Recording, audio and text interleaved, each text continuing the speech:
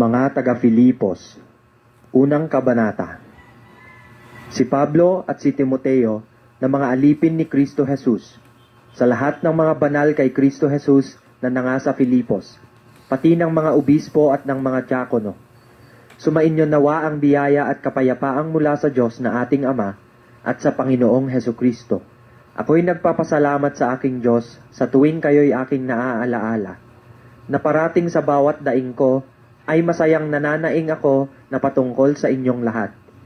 Dahil sa inyong pakikisama sa pagpapalaganap ng Ebanghelyo mula ng unang araw hanggang ngayon, na ako'y may lubos na pagkakatiwala sa bagay na ito, na ang nagpasimula sa inyo ng mabuting gawa ay lulubusin hanggang sa araw ni Hesukristo. Gaya ng matuwid na aking isiping gayon tungkol sa inyong lahat, sapagkat kayo'y nasa aking puso, palibhasay sa aking mga tanikala at pagsasanggalang at sa pagpapatunay naman sa Ebanghelyo, kayong lahat na kasama ko ay may bahagi sa biyaya. Sapagkat saksi ko ang Diyos kung gaano ang pananabik ko sa inyong lahat sa mahinahong habag ni Kristo Jesus. At ito'y idinadalangin ko na ang inyong pag-ibig ay lalo't lalo pang sumagana nawa sa kaalaman at sa lahat ng pagkakakilala, upang inyong kilalanin ang mga bagay na magagaling, upang kayo'y maging mga tapat at walang kapintasan hanggang sa kaarawan ni Kristo, na mga puspos ng bunga ng kabanalan, na ito'y sa pamamagitan ni Hesukristo, sa ikaluluwalhati at ikapupuri ng Diyos. Ngayon, ibig ko na inyong maalaman, mga kapatid, na ang mga bagay na nangyari sa akin ay nangyari sa lalong ikasusulong ng Ebanghelyo. Ano pat ang aking mga tanikala kay Kristo ay nahayag sa lahat ng mga bantay ng pretoryo at sa mga iba't iba pa. At ang karamihan sa mga kapatid sa Panginoon na palibhasa ay may pagkakatiwala sa aking mga tanikala ay lalong nagkaroon ng tapang upang salitaing walang takot ang salita ng Diyos. Tunay na ipinangangaral ng iba si Kristo sa kapanaghilyan at sa pakikipagtalo at ng mga iba naman sa mabuting kalooban. Ang isa'y gumagawa nito sa pag-ibig, palibhasa'y nalalaman na ako'y nalalagay sa pagsasanggalang ng Ebanghelyo. Datapwat itinatanyag ng iba si Kristo dahil sa pagkakampi-kampi, hindi sa pagtatapat, na ang iniisip ay dalhan ako ng kapighatian sa aking mga tanikala.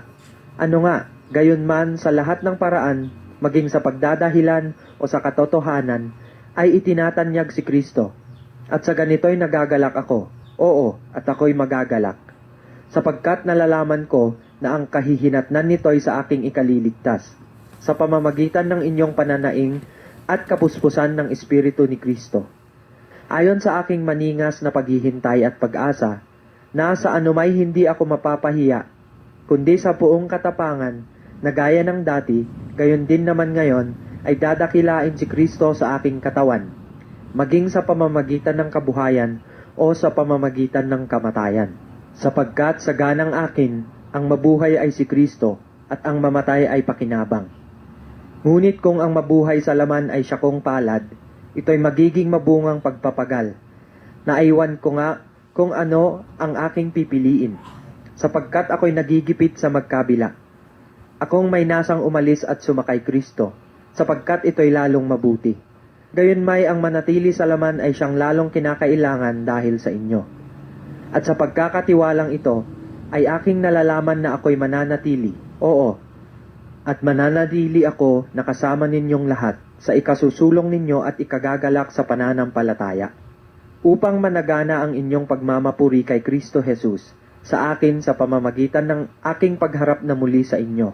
Ang inyo lamang pamumuhay ay maging karapat-dapat sa Ebanghelyo ni Kristo, upang maging ako ay dumating at kayo'y makita, o wala man sa harap ninyo, ay mabalitaan ko ang inyong kalagayan, na kayo'y matitibay sa isang espiritu, na kayo'y magkaisa ng kaluluwa na nangagsisikap sa pananampalataya sa Ebanghelyo. At sa anuman ay huwag kayong mga takot sa mga kaaway, na ito sa kanila ay malinaw na tanda ng kapahamakan, datapwat tanda ng inyong pagkaligtas, at ito'y mula sa Diyos. Sapagkat sa inyo'y ipinagkaloob alang-alang kay Kristo, hindi lamang upang manampalataya sa Kanya, kundi upang magtiis din naman alang-alang sa Kanya. Yamang taglay ninyo ang pakikipagbuno na inyong nakita rin sa akin, at ngayon nababalitaan ninyong taglay ko.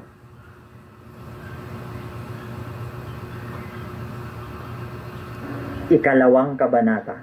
Kaya nga, kung mayroong anumang kasiglahan kay Kristo, kung mayroong anumang kaaliwan ng pag-ibig, kung mayroong anumang pakikisama ng Espiritu, kung mayroong anumang mahinahong awa at habag, ay lubusin ninyo ang aking katuwaan, upang kayo'y mangagkaisa ng pag-iisip, mangagtaglay ng isa ring pag-ibig, na mangagkaisa ng akala at isa lamang pag-iisip, na huwag ninyong gawin ang anuman sa pamamagitan ng pagkakampi-kampi o sa pamamagitan ng pagpapalalo, kundi sa kababaan ng pag-iisip, na ipalagay ng bawat isa ang iba na lalong mabuti kaysa kanyang sarili.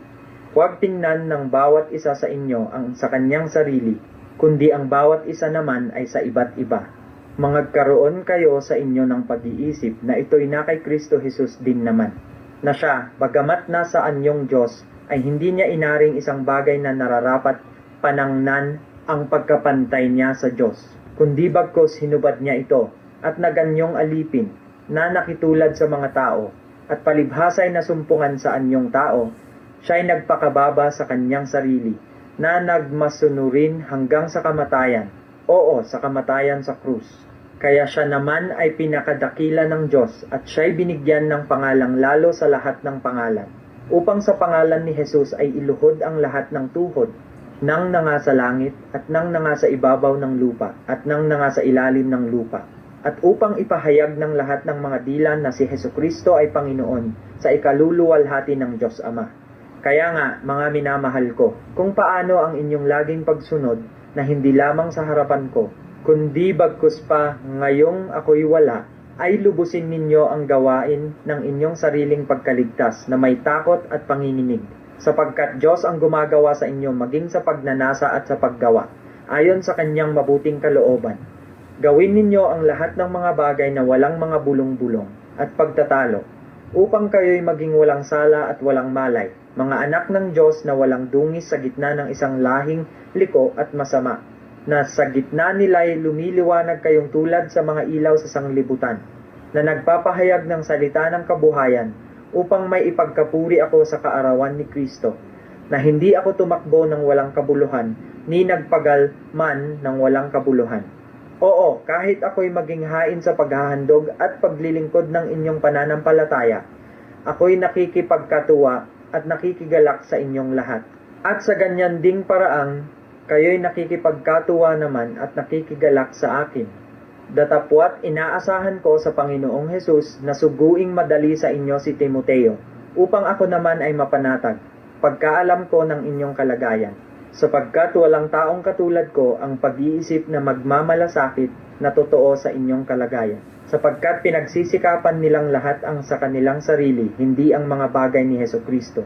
Ngunit nalalaman ninyo ang pagkasubok sa Kanya na gaya ng paglilingkod ng anak sa Ama, ay gayon naglilingkod siyang kasama ko sa ikalalaganap ng Ebanghelyo. Siya nga ang aking inaasahang suguin madali, pagkakita ko kung ano ang mangyayari sa akin.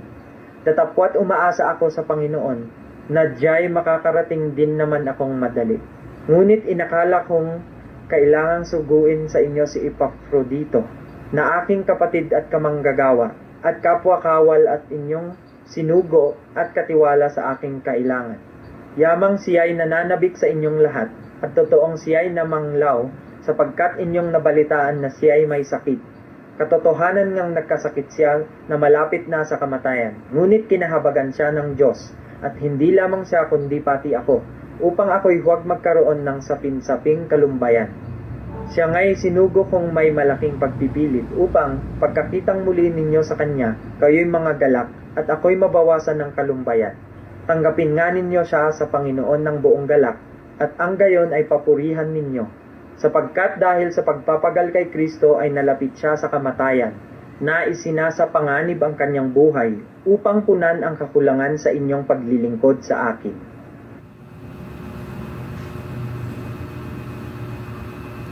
Ikatlong kabanata.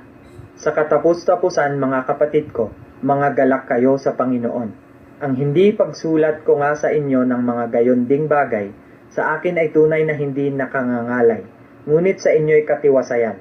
Magsipag-ingat kayo sa mga aso, magsipag-ingat kayo sa masasamang manggagawa, magsipag-ingat kayo sa mga sa pagtutuli, sapagkat tayo ang pagtutuli na nagsisisamba sa Espiritu ng Diyos at nangagmamapuri kay Kristo Jesus at walang anumang pagkakatiwala sa laman. Bagamat ako'y makapagkakatiwala sa laman, na kung ang iba ay nag-aakala na may pagkakatiwala sa laman, ay lalo na ako, na tinuli ng ikawalong araw mula sa lahi ng Israel, mula sa angkan ni Benjamin. Hebreo sa mga Hebreo, tungkol sa kautusan ay Fariseo, tungkol sa pagsisikap ay manguusig sa iglesia, tungkol sa kabanalan na nasa kautusan ay walang kapintasan. Gayunman, ang mga bagay na sa akin ay pakinabang ay inari kong kalugihan alang-alang kay Kristo. Oo nga, at lahat ng mga bagay ay inaari kong kalugihan dahil sa dakilang kagalingan ng pagkakakilala kay Kristo Jesus na Panginoon ko.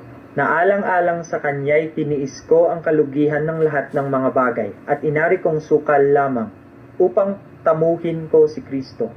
At ako'y masumpungan sa Kanya na walang katuwirang aking sarili sa makatuwid bagay sa kautusan, kundi ang katuwirang sa pamamagitan ng pananampalataya kay Kristo, ang katuwiran ngang buhat sa Diyos sa pamamagitan ng pananampalataya, upang makilala ko siya at ang kapangyarihan ng kanyang pagkabuhay na maguli, at ang pakikisama ng kanyang mga kahirapan na ako'y natutulad sa kanyang pagkamatay, kung aking tamuhin sa anumang paraan ang pagkabuhay na maguli sa mga patay.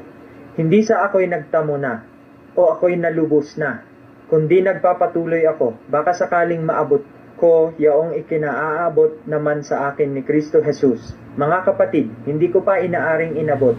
Datapwat isang bagay ang ginagawa ko, na nililimot ang mga bagay na nasa likuran at tinutungo ang mga bagay na hinaharap. Nagtutumulin ako sa hangganan sa ganting pala ng dakilang pagtawag ng Diyos na kay Kristo Jesus. Kaya nga, kung ilan tayong mga sakdal ay mag-iisip ng gayon, at kung sa anumay nangagkakaiba kayo ng iniisip, ay ipahahayag naman ito sa inyo ng Diyos.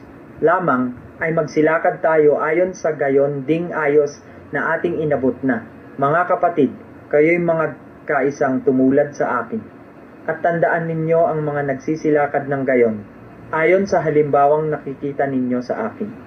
Sapagkat marami ang mga nagsisilakad na siyang madalas na aking sinabi sa inyo, at ngayoy sinasabi ko sa inyo na may pag-iyak, na sila ang mga kaaway ng krus ni Kristo, na ang kanilang kahihinatnan ay ang kapahamakan, na ang kanilang Diyos ay ang tiyan, at ang kanilang kapurihan ay nasa kanilang kahihiyan, na nag-iisip ng mga bagay na ukol sa lupa, sapagkat ang ating pagkamamamayan ay nasa langit. Mula doon ay hinihintay naman natin ang tagapagligtas, ang Panginoong Hesukristo, na siyang magbabago ng katawan ng ating pagkamababa, upang maging katulad ng katawan ng kanyang kalwalhatian, ayon sa paggawa na maipagpapasuko niya sa lahat ng mga bagay sa kanya. Ika-4 na kabanata. Kaya nga, mga kapatid kong minamahal at pinananabikan, aking katuwaan at putong, magsitibay nga kayo sa Panginoon, mga minamahal ko. Ipinamamanhik ko kay Yodias at ipinamamanhik ko kay Sintike na mga kaisa ng pag-iisip sa Panginoon.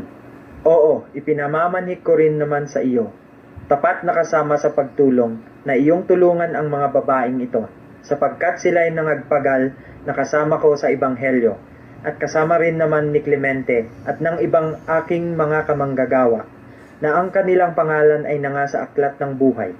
Mga galak kayong lagi sa Panginoon. Muli kong sasabihin, mga galak kayo.